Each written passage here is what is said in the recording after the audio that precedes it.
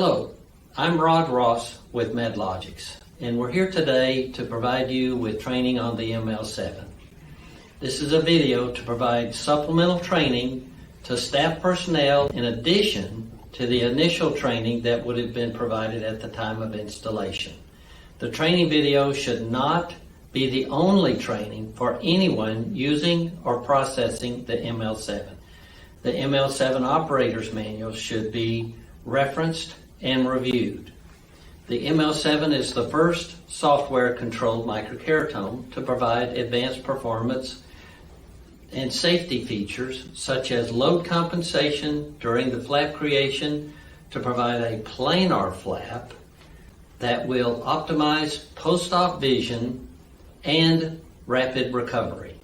In order to maximize the patient benefits offered by the ML7, it must be cared for properly. This training video will review the proper assembly, use, and cleaning requirements for the ML7. First, let's start with the console. On the rear of the console is two primary connectors. First is the power connector, and that is simply attached by using this electrical cord, and it cannot be put in incorrectly. It will actually go only one way. Push it in all the way to where it's secure, and then the next connector is the foot pedal connector, and this is a screwed on connector that will also only go one way. It has notches that will determine its proper alignment, and it is screwed down tightly. And so there's your two connectors, and then there is a power switch here in the rear, and this should be left on all times so that the internal battery will be charging when it's plugged in, and it must be turned on to actually operate the device. And then on the front of the console, coming from this side first, is the power switch. When turned on, the software will actually go through its safety check, and it also draws down the vacuum reservoir.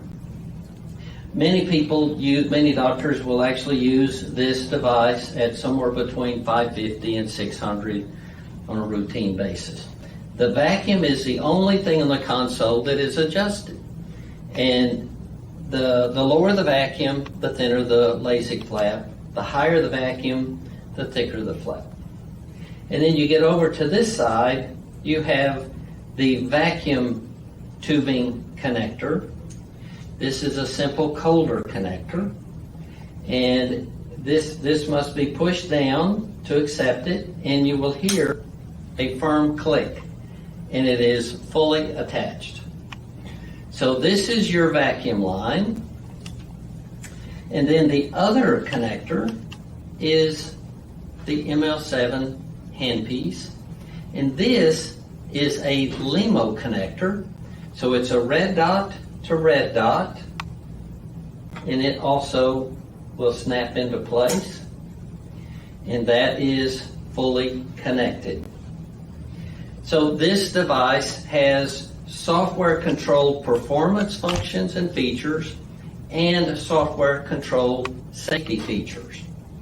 Now, on the foot pedal, this has a forward foot pedal, a reverse foot pedal, and this is the vacuum button in the center. Please notice that the vacuum button activation and deactivation is at a higher level, which helps protect the user from inadvertently touching it at any point. The surgeon must elevate their foot in the center to activate and deactivate this. So the forward and reverse buttons, foot switches, can be operated to position the head on the vacuum ring prior to use, as long as the vacuum is not activated. Once the vacuum is activated, that is for the actual cutting of the flap. And in that case, the surgeon actually keeps the forward foot pedal down after activating vacuum, and the device will go forward, cut the flap, and automatically return. However, the surgeon must keep this foot pedal depressed.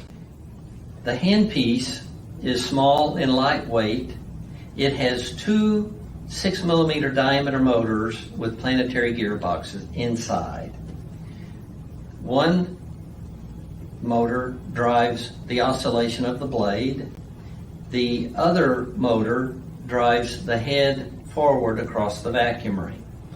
Each of these motors controlled by software in the console. The software reads the motor speed each 50 milliseconds so that any resistance felt, the software will maintain the proper speed in the handpiece. So when you activate the forward pedal, it activates the drive pin. The drive pin controls the blade oscillation. You can see it has very good strength, and that is in large part due to the software control. This handpiece should never be put in fluid or allow fluid to enter it. It's best to keep it upside down like this, even when cleaning the drive pin. Then inside the component tray, there are, depending on the surgeon preference, either a 100 or a 130 micron head. These heads are one piece, and they're very reliable, very accurate. The critical dimension is plus or minus 5 microns. It's made from a 420 hardened stainless steel with 5 microns of chromium coating on it for lubricity and strength. The vacuum ring is also made from 420 hardened stainless steel with 5 microns of coating, of chromium coating, and it features a patented 4 vacuum slit design to help prevent pseudo-suction. You notice it does not have round vacuum ports, which can be easily occluded by conjunctiva and give false suction. That's why they call it pseudo-suction. This vacuum ring has elevated rails to help keep the lid out of the procedure, and it has a helical drive, which provides very smooth movement. The vacuum ring handle is made from high-grade stainless steel. Please notice it has a permanent red O-ring on it. This O-ring should remain there at all times. If it's missing, it should not be used. There should be a replacement applied, because that helps secure vacuum. And then the cornea marker is also a key to preventing free caps. This will actually help the surgeon center the flap. The ML7 features a blade shuttle system, which is very simply used to move the blade and insert it into the head. And there is the large opening here on the side of the head mates up to a prong in this area of the tray. So drop the head into the tray this way, and then make sure that it's secured, and then move the blade using the plunger. You move the blade right into the head, and while the plunger is in that position, attach the handpiece, remove the plunger from the area, and open the tray by moving the handpiece out and rolling it up.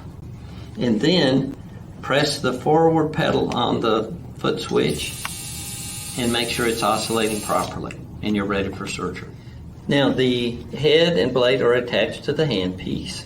We will now assemble the vacuum ring handle onto the vacuum ring. Please note the red O-ring on the end of the vacuum ring handle. It just screws into the side of the rail like this, securely, and then take the white connector at the distal end of the vacuum tubing and tighten thoroughly. Make it very secure. You do not want any vacuum leaks at any connector.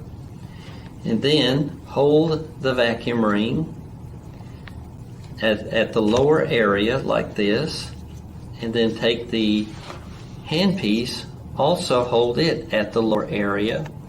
There's a notch on each side of the rail, which mates up to the bearings on each side of the head. And one way to do it is simply put it on top, pull it back, and let it fall into place. And it will always fit only one way. This helical drive fits into this opening here. That's how it attaches for its automated drive.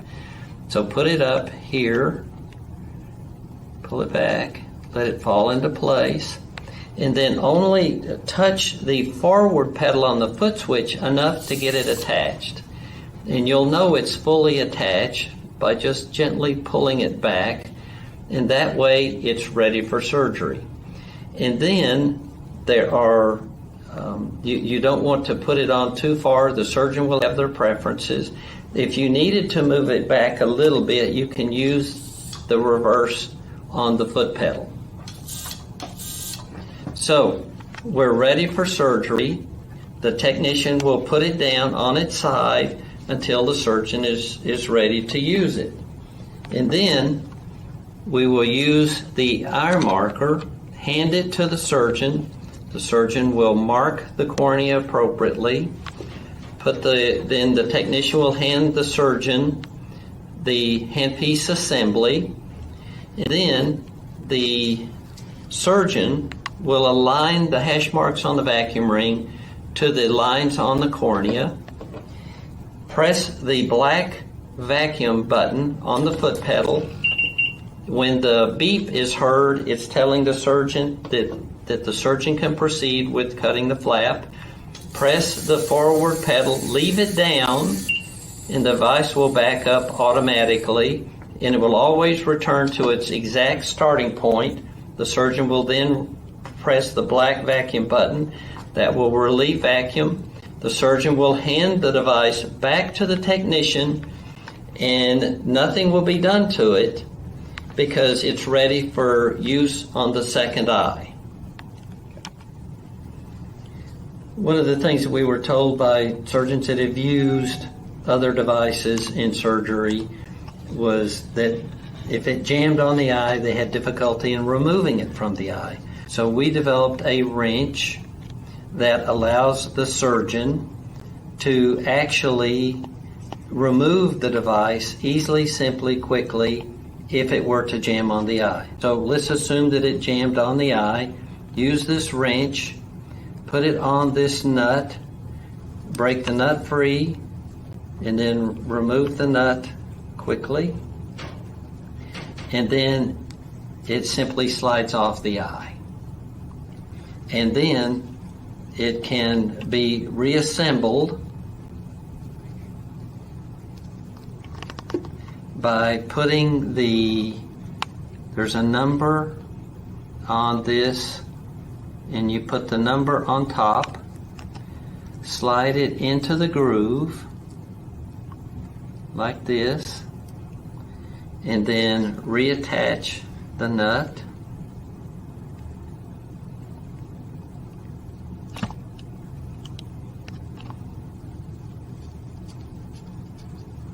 Only put it snug with your fingers, and then attach the head and handpiece and bring it almost to about further than halfway, and then while it's in that position, tighten it.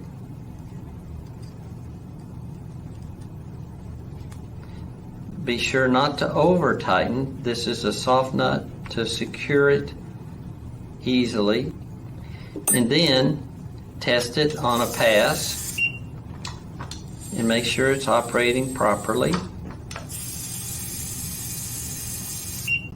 like that, and it's working fine, and you're done. At the end of each surgery, it is very, very important to clean properly the components, and the components in question is the head, the vacuum ring, and the handle. The two critical parts is the head and the vacuum ring, because this is a very, very tight tolerance device and it must be properly cleaned for it to function well.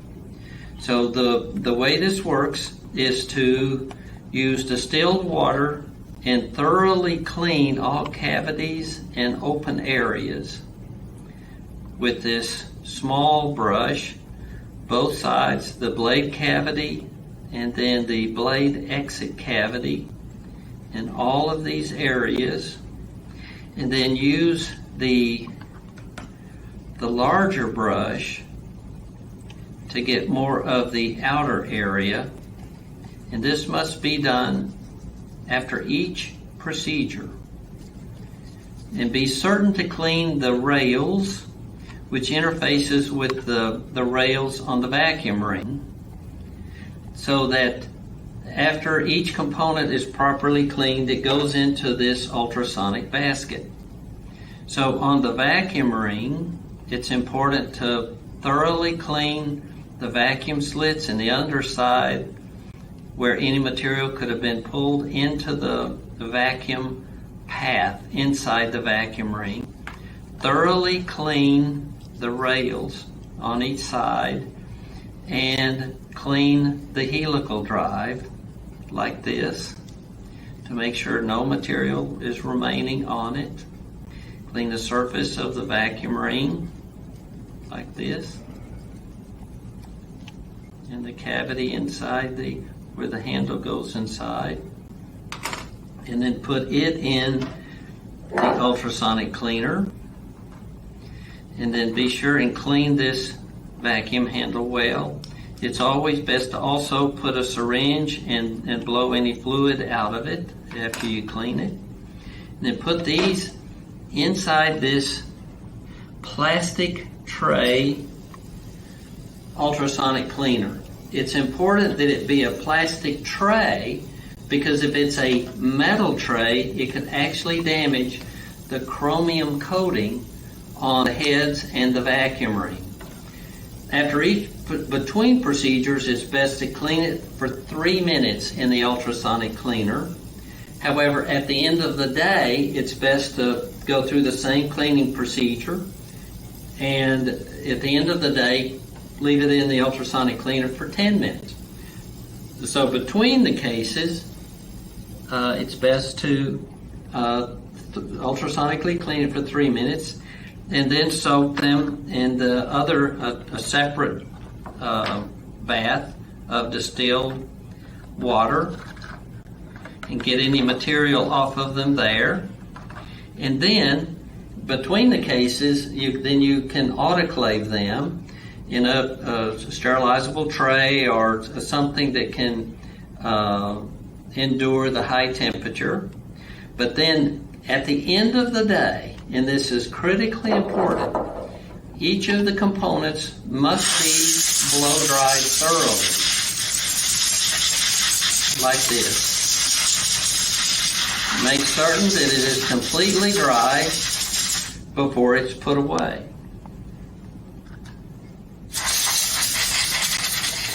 And this will thoroughly dry it so that it will not allow any corrosion to build up on the metal. And you can put this connector inside the vacuum pathway and dry it out there. But don't cut this process too short. Be sure and dry it completely. And then on the handle, dry the outside and the inside before you put it away. And also, it is critically important to understand that this vacuum tubing set it's considered disposable, and it must be changed routinely. There is a filter that prevents any fluid from entering the console, which would actually damage the vacuum pump. However, if this isn't changed routinely, the moisture can actually clog this filter, and that will prevent vacuum from reaching the cornea through the vacuum ring. So if that filter blocks the vacuum from getting to the cornea will not be firm and it will not be cut properly.